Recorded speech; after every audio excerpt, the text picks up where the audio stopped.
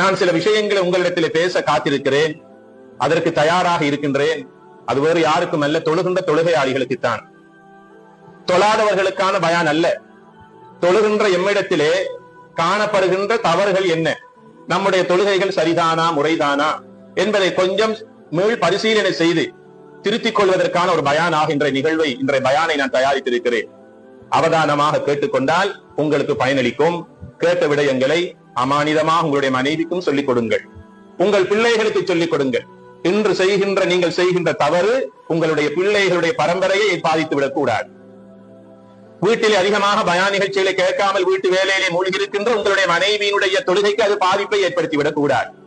ஆகையினால் அமானிதமாக எடுத்துச் செல்லுங்கள் என்ற விடயத்தை நான் உங்களுக்கு சொல்லுகிறேன்.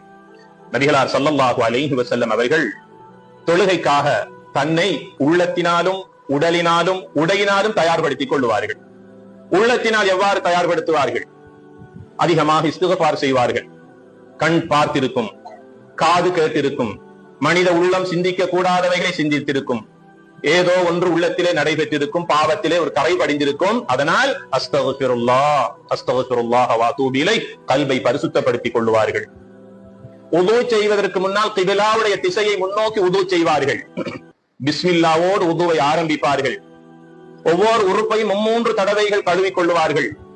4வது தடவை கழுவுவது இஸ்ராப், மக்ரூஹ், வெறுக்கப்பட்ட ஒரு செயலாகும். ஒவ்வொரு உறுப்பையும் வலது பக்கமாக கழுவுவதிலே அவர்கள் ஆசைப்படுவார்கள். 3 தடவைகளுக்கு மேலால் கழுவுவதை வெறுத்தார்கள்.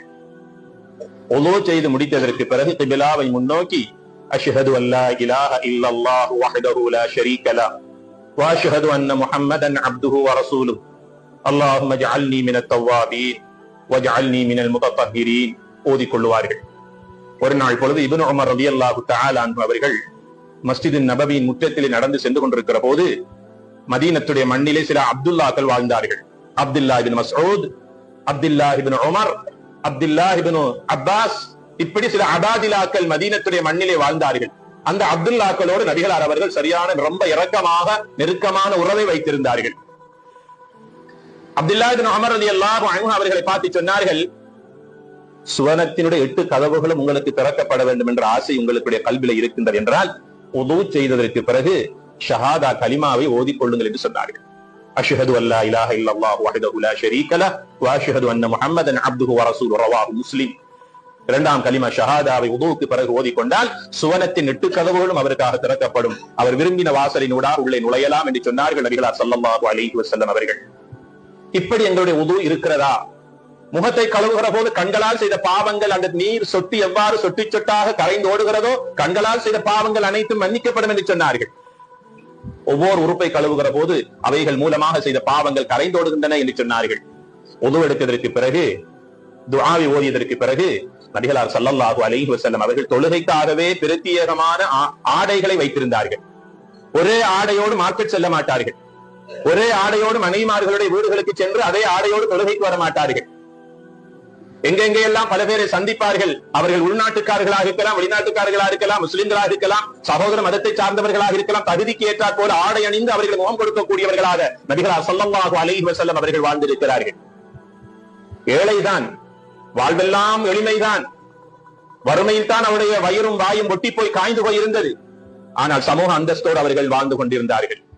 சமூக அந்தஸ்தை பேணினார்கள். யாரோடு எப்படி என் நிலையில் யாரை முகம் கொடுக்க வேண்டும் என்ற அந்த தைரியத்தில் தன்னுடைய உள்ளத்தையும் தன்னுடைய உடலையும் தயார்படுத்தி வைத்திருந்தார்கள். நபிகளாருடைய உடையை பார்க்கிற போது அப்போதுதான் முதலாக கண்டவர்கள் பார்த்தவர்கள் யோசிப்பார்களாம், நபிகளார் அவர்கள் அந்த அளவுக்கு பெரும் வசதியோடும் வாய்ப்போடும் வாழக்கூடிய ஒரு செல்வந்தராக இருக்கிறார். அவரிடத்திலே வீசுகின்ற நறுமணத்தை சுவாசிக்கின்ற போது இதைவிட பெரும் கஸ்தூரி வாடையுள்ள நறுமணம் இல்லை என்று யோசிக்கிற அளவுக்கு நல்ல நறுமணங்கள் அத்தர்களை பூசிக்கொள்ளுவார்கள். கண்ணியத்திற்குரிய அல்லாஹுடைய நல்லடியார்களே, உது எடுத்ததற்கு பிறகு தொழுகைக்காகவே பிரத்யேகமான நல்ல ஆடைகளை அணிந்து முடித்ததற்கு பிறகு வீட்டிலிருந்து வெளியே வருகிற போது பள்ளி படியை மிதிக்கின்ற வரைக்கும் ஒரு துஆவை ஓதிக்கொண்டு வருவார்கள். அல்லாஹும்ம ஜஅல் ஃபீ கல்பி நூரா வ ஃபீ லிசானி நூரா வ ஃபீ ஸம்இ நூரா வ ஃபீ பஸரி நூரா வ மின் அமாமி நூரா வ மின் خلفி நூரா வ அன் யமீனி நூரா வ அன் ஷிமாலி நூரா வ மின் ஃபௌகி நூரா வ மின் தஹ்தி நூரா அல்லாஹும்ம ஸித்னி நூரா அல்லாஹும்ம அத்னி நூரா ரவாஹுல் புகாரி வ முஸ்லிம். இந்த துஆவை சொல்லுகிற போது பல பேருக்கு சிந்தனை யோசனை, எத்தனையோ பல மொழிகளையும் லாங்குவேஜ்களையும் படித்து விட்டோம், புரிந்து விட்டோம். போன இடமெல்லாம் வென்று பேசி அவனுடைய வாயை அடைத்து விட்டு வருகின்றோம். எவ்வளவு கெட்டித்தனம் நம்மிடத்தில் இருக்கிறது.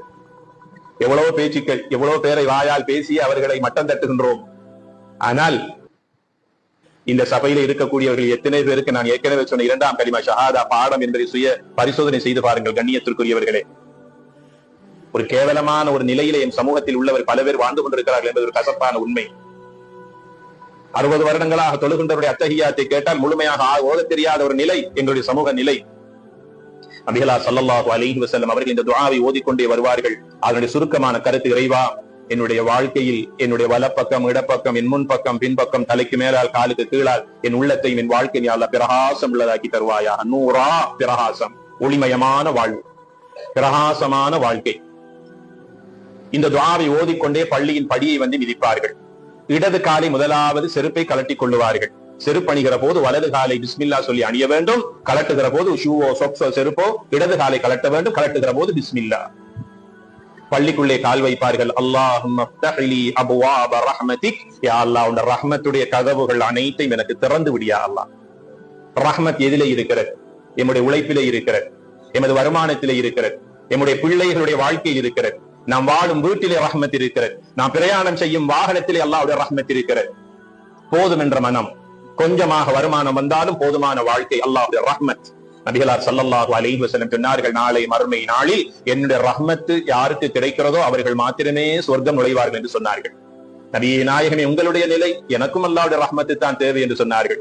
என் உம்மத்தில் இருக்கக்கூடிய யாரும் அல்லாஹ்வுடைய ரஹ்மத்தை விட்டும் தூரமாகிவிடக் கூடாது என்பதற்காக இந்த துஆவை எங்கள் மீது சுன்னாவாக எங்களுக்கு சொல்லித் தந்தார்கள். பள்ளிக்குள் நுழைகிற போது அல்லாஹும்ம ஃப்தஹ் லீ அப்வாப ரஹ்மத், அன்றைய நாளில நீங்க வீட்டுக்கு திரும்பி செல்லுகிற போது நஷ்டமடைந்தவர்களாக, கவலையோடு, துக்கத்தோடு, இன்றைய நாள் ஒன்றும் கிடைக்கவில்லையே என்ற நிலை உங்களுக்கு வராது. வறுமை வராது, வறட்சி வராது, உங்களுக்கு எந்த பஞ்சமும் உங்களை முகம் கொடுத்து கூட பார்க்க மாட்டார். ஏனென்றால் அல்லாஹ்வுடைய படியில் வைத்து, அல்லாஹ்வுடைய வீட்டு வாசலில் வைத்து ஒருவரிடத்திலே, ஒரு மனிதனிடத்திலே எவ்வளவுதான் உதவி கேட்டாலும் அவன் சில இடங்களில், கண்ட இடங்களில் தராவிட்டால், அவன் வீட்டு வாசலுக்கு போய் உதவி கேட்டால் அவன் தருவானா இல்லையா? அல்லாஹ்வுடைய வீட்டின் வாசப்படியில வைத்து அல்லாஹ்வுடைய ரஹ்மத்தை நாம் கேட்கிறோம். அல்லாஹும்ம ஃப்தஹ் லீ, பள்ளிக்குள்ள வைக்கும் அல்ல, பள்ளியின் வாசப்படியில் வைத்து, அல்லாஹ்வுடைய மாளிகை, அல்லாஹ்வுடைய வீட்டு வாசலில் வைத்து அல்லாஹும்ம ஃப்தஹ் லீ அப்வாப ரஹ்மதிக, இறைவா, நான் உனக்காகவே வந்திருக்கிறேன், உன் வீட்டுக்காகவே வந்திருக்கிறேன், உன் கடமை நிறைவேற்றுவதற்காகவே வந்திருக்கிறேன், எனக்காக உன்னுடைய பரக்கத்துடைய ரஹ்மத்துடைய கதவை திறப்பாயா? எனக்கு திறக்காமல் வேறு யாருக்கு அல்லாஹ்வுடைய ரஹ்மத்தை அல்லாஹ் கொட்டி கொடுக்க போகிறான்? அல்லாஹ் யாருக்கு அதை திறக்க காத்திருக்கிறான்? அவனுக்காக சுஜூது செய்து, அவனுக்காக ருக்கூ செய்து, அவனுடைய கலாமை ஓதுகின்ற எனக்கு அல்லாஹ் திறக்காமல் வேறு யாருக்கு அல்லாஹ் திறக்க பார்த்துக் கொண்டிருக்கிறான்? கண்ணியத்திற்குரிய அல்லாஹ்வுடைய நல்லடியார்களே, நபிகளார் ஸல்லல்லாஹு அலைஹி வஸல்லம் இந்த துஆவை ஓதிக்கொண்டு வலது காலை உள்ளே வைத்து மஸ்ஜிதுக்குள்ளே செல்லுவார்கள். தொழுகை அல்லாத நேரமாக இருந்தால் பள்ளிக்குரிய 2 ரக்காத் காணிக்கையை தொழுவார்கள். தொழுமாறு எங்களுக்கு ஏவினார்கள். இமாமத்தினுடைய முஸல்லாவுக்கு செல்வதற்கு முன்னால் இமாமுடைய வலது பக்கமாக உட்கார்ந்து கொள்வார்கள். சஹாபாக்களை பார்த்து சொன்னார்கள், சஃப்புகளிலேயே ஆண்களுடைய சிறப்பான சஃப் முதல் சஃபாகும் என்று சொன்னார்கள். பெண்களுக்கு சஃப்புகளிலேயே சிறந்த சஃப் பின்னால் இருக்கக்கூடிய சஃப் என்று சொல்லிவிட்டு சொன்னார்கள், இன்னல்லாஹ வ மலாயிகத்தஹு யஸல்லூன அலா மயாமினிஸ் ஸுஃபூஃப், இமாமினுடைய வலப்பக்கமாக இருக்கக்கூடியவர்களுக்கு அல்லாஹ்வும் அவருடைய மலக்குகளும் ரஹ்மத் செய்வார்களாக என்று துஆ செய்தார்கள்.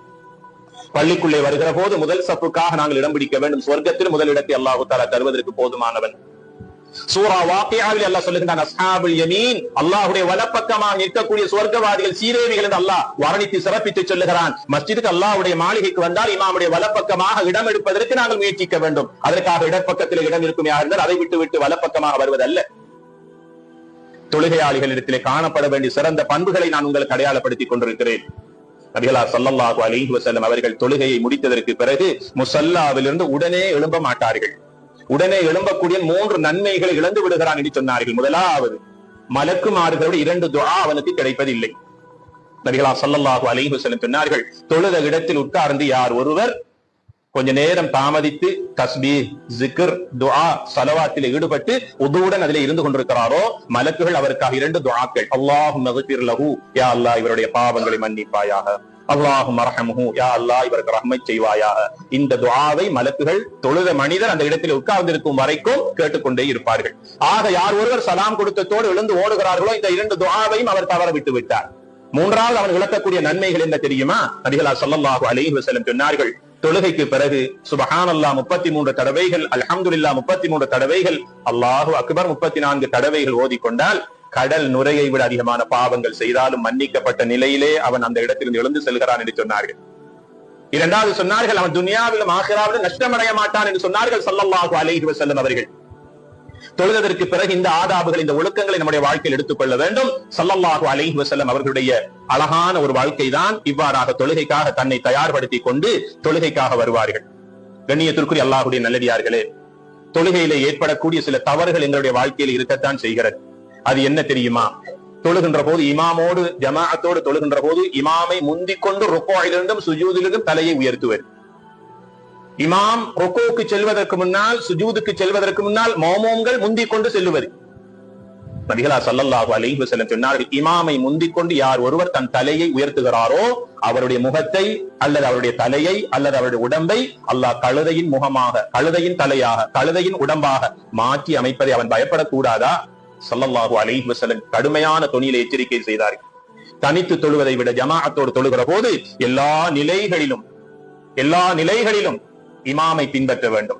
இமாம் எப்போது அல்லாஹு அக்பர் என்று சொல்லுகிறாரோ அந்த சப்தத்தை கேட்டதற்கு பிறகு மௌமூம்கள் செயல்பட வேண்டும். ருக்குவுக்கு செல்ல வேண்டும், சுஜூதுக்கு செல்ல வேண்டும், அதிலிருந்து தலையை உயர்த்த வர வேண்டும். அல்லாஹ்வுடைய தூதர் சொல்லுகிறார்கள், யார் முந்திக் கொண்டு தலையை உயர்த்துகிறார்களோ அவர்களுடைய முகம், அவருடைய தலை, அவருடைய உடல் இப்படியாக மாற்றப்படுவதை அவர்கள் பயந்து கொள்ளட்டும் என்று அல்லாஹ்வுடைய தூதர் ஸல்லல்லாஹு அலைஹி வஸல்லம் எங்களுக்கு எச்சரிக்கை செய்திருக்கிறார்கள்.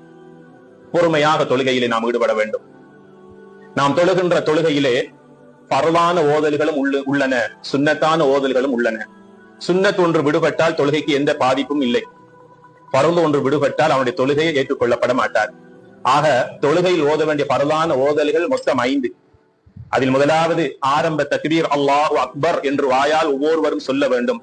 சொல்லுகின்ற போது நாவு அசைய வேண்டும், அவனுடைய 2 உதடுகளும் அசைய வேண்டும். ஆரம்ப தக்பீரை வாயால் சொல்லி தக்பீர் கட்டுவது பரது, சுன்னா அல்ல, பரது. இரண்டாவது சூரா ஃபாத்திஹாவை பிஸ்மியுடன் சரியாக முறையாக ஓதிக்கொள்ள வேண்டும். மூன்றாவது பரது கடைசி அத்தஹிய்யாத்தை கம்ப்ளீட்டாக முறையாக ஓதிக்கொள்ள வேண்டும். நான்காவது பரது கடைசி அத்தஹிய்யாத்தில் அல்லாஹும்ம ஸல்லி அலா முஹம்மதின் வ அலா ஆலி முஹம்மத் என்ற நபிகளார் மீது ஸலவாத் சொல்ல வேண்டும். அத்தஹிய்யாத்தில் ஒருவர் ஸலவாத் சொல்லவில்லை என்றால் அவருடைய தொழுகை ஏற்றுக்கொள்ளப்பட மாட்டார். தொழுகையில் ஓத வேண்டிய 5வது பரது வலப்பக்கம் சலாம் சொல்லுவதாகும். ஆக மொத்தத்தில் இந்த 5 பரலான ஓதல்களும் ஒரு தொழுகையாளி தொழுகையில் ஓத வேண்டிய பரலுகள் என்பதை ஓதி அவர்கள் விளங்கி ஓதிக்கொள்ள வேண்டும். கண்ணியத்திற்குரிய பெருமக்களே, இறுதியாக ஒரு ஹதீஸை கூறி முடிவுரைக்கு வருகிறேன். நபிகளார் ஸல்லல்லாஹு அலைஹி வஸல்லம் சொன்னார்கள், ஒரு மனிதன் தொழுகின்ற போது அவனுடைய உடம்பில் சில தொழுகையின் அடையாளங்கள் வரும். நெற்றியிலே சுஜூதின் அடையாளங்கள், 2 முழங்கால்களில் அடையாளங்கள், இவ்வாறாக அத்தஹிய்யாத்திலே உட்கார்ந்து சில கால்களில், சில மடிப்புகளில், கரண்டையில் சில அடையாளங்கள். இது தொழுகையாளிகளுடைய உடம்பிலே இருக்கக்கூடிய சில தழும்புகள், சில அடையாள சின்னங்கள். சீரேவிகள் அவர்கள், சொர்க்கவாதிகள் என்ற இந்த உலகத்துக்கு தங்களை அடையாளப்படுத்தக்கூடிய நல்லோர்கள் அவர்கள். நபிகளார் ஸல்லல்லாஹு அலைஹி வஸல்லம் சொன்னார்கள், யார் ஒருவருடைய சுஜூதினுடைய நெற்றியிலே சுஜூது செய்த அடையாளம் இருக்கிறதோ அவன் சுஜூது செய்த உறுப்புகளை நரகம் தீண்டுவதை அல்லாஹ் நரகத்துக்கு ஹராம் ஆக்கி விட்டான் என்று சொன்னார்கள் நபிகள் நாயகம் ஸல்லல்லாஹு அலைஹி வஸல்லம் அவர்கள். சஹாபாக்களை பார்த்து அல்லாஹ் சொன்னான், சீமாஹும் ஃபீ வுஜூஹிஹிம் மின் அஸரி சுஜூத். அருமை தோழர்களான சஹாபாக்கள் அதிகமாக சுஜூதிலேயே அவர்களுடைய காலங்களை, நேரங்களை கழித்தவர்கள். எத்தனை பல தேவைகள் இருந்தாலும் சுஜூதிலேயே ரப்பிடத்திலே முறையிடக்கூடிய அந்த சஹாபாக்களை பார்த்து அல்லாஹ் சொன்னான், சீமாஹும் ஃபீ வுஜூஹிஹிம் மின் அஸரி சுஜூத். அவர்களுடைய நெற்றியெல்லாம் சுஜூதினுடைய அடையாளமாக அப்படியே காய்ந்து போய் இருக்கும் என்று அல்லாஹ் சொல்லி காட்டுகின்றான். ஆக கண்ணியத்திற்குரிய பெருமக்களே, சுஜூதினுடைய உறுப்புகள் மொத்தம் 7. நெற்றியும் மூக்கும் நிலத்தில் வைக்கப்பட வேண்டும். யார் ஒருவர் சுஜூது செய்கிற போது மூக்கு நிலத்தில் படவில்லையோ அவருடைய சுஜூது ஏற்றுக்கொள்ளப்படுமா என்றதிலே பல கேள்விகள் உண்டு. நெற்றியை வைக்கிற போது மூக்கு நிலத்திலே வைக்கப்பட வேண்டும். 2 உள்ளங்கைகள் நேராக இருக்க வேண்டும். 2 முழங்கால்கள், 2 கால் பெரு விரல்கள் நிலத்திலே குத்தி வைக்கப்பட வேண்டும். சுஜூது செய்கிற போது தாமதித்து வந்தால் பாருங்கள், சில மக்கள் சுஜூது செய்வார்கள், அந்த தொழுகையாளிகள் காலை உயர்த்தி கொண்டிருப்பார்கள். இவருடைய தொழுகை ஏற்றுக்கொள்ளப்பட மாட்டார். ஆக பெருமக்களை, கண்ணியத்திற்குரிய சகோதரர்களே, தொழுகையாளிகளுக்காகவே இந்த தவறுகளை நான் உங்களுக்கு சுட்டி காட்டினேன். இவைகள் இனிமேலும் உங்களுடைய வாழ்க்கையில் இடம்பெறக்கூடாது. கடந்தவைகளாக இருக்கட்டும். எதிர்வருகின்ற காலங்களில் எங்களுடைய தொழுகை உயிரோட்டம் உள்ள தொழுகையாக ஆக்கிக் கொள்வோம். கேட்ட விடயங்களை நாம் மற்றவர்களுக்கு சொல்லி அவர்களுடைய திருத்தத்திற்கு, மாற்றத்திற்கு நாங்கள் ஆளாகி விடுகின்ற போது நிச்சயமாக, சத்தியமாக அது எங்களுடைய மறுமைக்கு அது பிரயோஜனம் தரும். எல்லாம் வல்ல ரஹ்மான் நம் அனைவருடைய பாவங்களை மன்னித்தருவானாக.